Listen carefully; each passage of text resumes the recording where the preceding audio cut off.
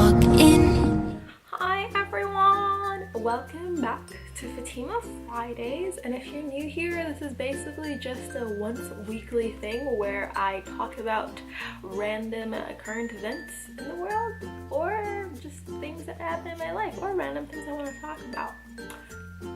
Basically, you should probably take from that, this is just a random compilation of me talking.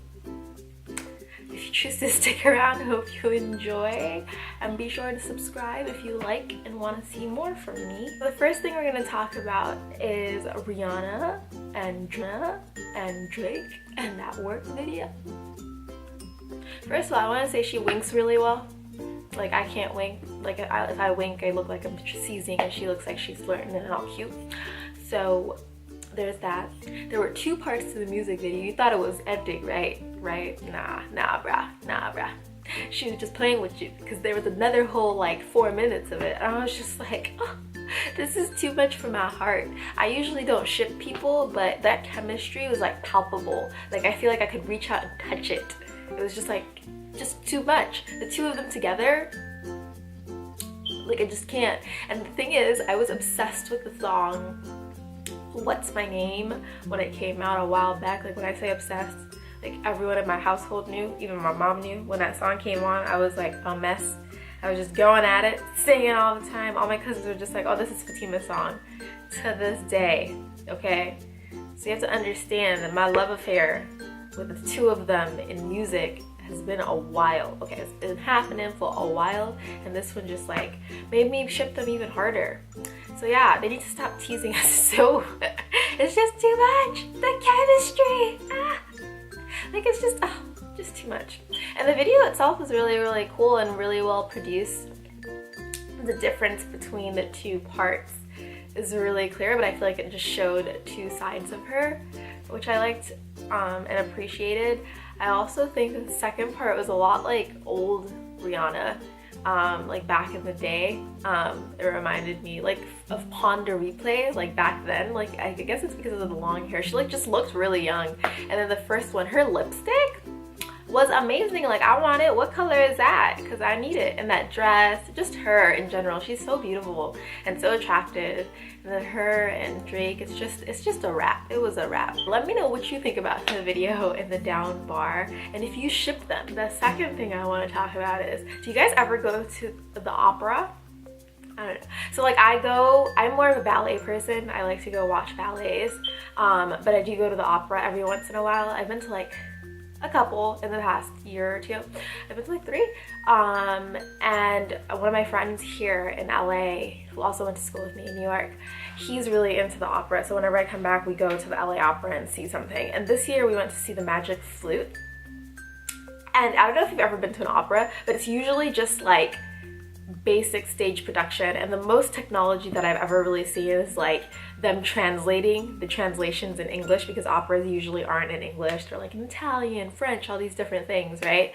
Because they were made so long ago. I bet there are now more in English, but a lot of the classic ones are in different languages, so they have to have subtitles. But this one was so interesting because it literally had so many holographs. It was kind of like a silent film and an opera together. It was just like really weird, not what I expected from an opera. So if you're ever in LA or anywhere where they're playing the Magic Flute, I suggest you go check it out, because it was really interesting. And obviously people's voices are amazing, the range and the octaves and stuff. And I'm not like super like aware of like what a good voice is. I thought they were good, but my friend who actually, he takes voice lessons and he's like really into this, so he'd like point out things and all these like different things, and it's written by Mozart. So he was talking about how there's all these Enlightenment ideas like interspersed into the actual opera that I may not have recognized. But yeah, no, it was a really good experience. I loved hearing it and actually watching it and seeing how they included holographs and different different modern technologies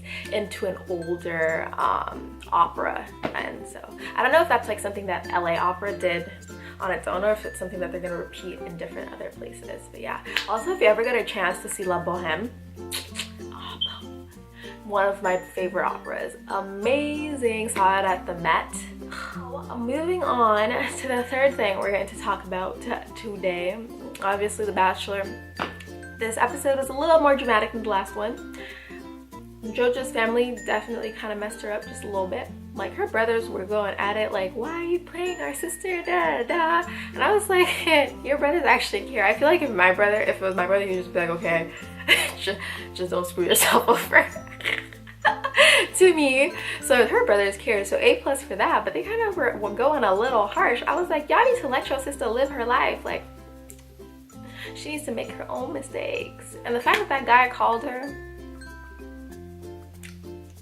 ex-boyfriend called her and sent her, well, not called her, he didn't call her, so her ex-boyfriend sent her flowers and a note, and I was just like, you a little too late. This is shady. It's just shady as heck. Wait until she goes on this show and then do this. Oh, you suddenly had an epiphany? Like, boy, please.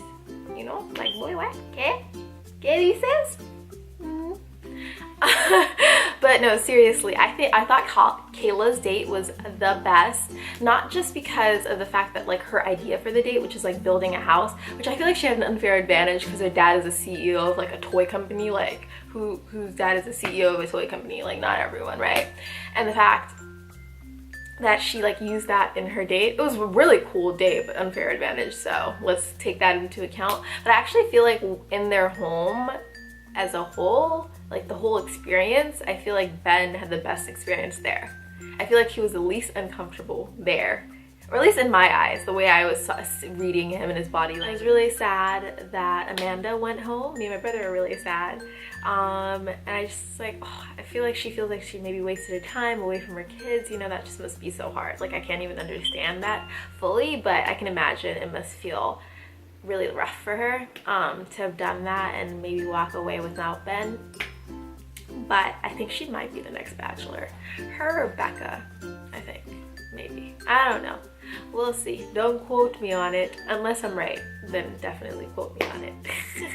And also, I'll give Ben an A+ for admitting the fact that this experience of like meeting other people's families back to back to back, I feel like one of the dads asked him and he was like, dude, it's like rough. He was just like straight up honest. I don't know if I remember anyone ever saying that, or maybe no one has ever asked. I don't know, but I really appreciated the fact that he was really honest about that, because it can't be easy to do that, you know? And then Lauren B, yeah, that was weird. Her hometown was interesting. It wasn't as weird as like JoJo's hometown, but it was like, okay, you didn't tell him you love him. Like, I respect the fact that she like cares what her family thinks so much, because I do too. Like, I'm that type of person. But I was just like, okay then, do you think that's gonna change in like 2 weeks though? Like, I just don't know. Like, how is that gonna be any different after you leave? So when you tell him you love him in a week, is your family gonna be a little bit better with it in a week or 2? I don't know. I thought that was weird. So the quote of the week is going to be, a comparison is the thief of joy. I just need that for myself this week. I've been doing a lot of comparison and comparing myself to others, and that's just like, there is no good that comes from that, because you are your own person, and I need to remember that, and it just takes away from your happiness. Like, trust me, do not compare yourself to others, because you're your own person, and no life is greater than your life, okay? You need to believe that and just live it. Be happy. So the song for this week is going to be What's My Name by Rihanna and Drake, because I had to go back and re-listen to it after that video. It just gave me, you know, it just gave me nostalgia. I heard you good with them soft lips. Yeah, you know what about the square root of 69 is 8 something. But thank you guys so much for watching. I really appreciate it. Be sure to subscribe and comment down below what you thought about anything that I talked about. I hope to see you guys in the next one. Bye.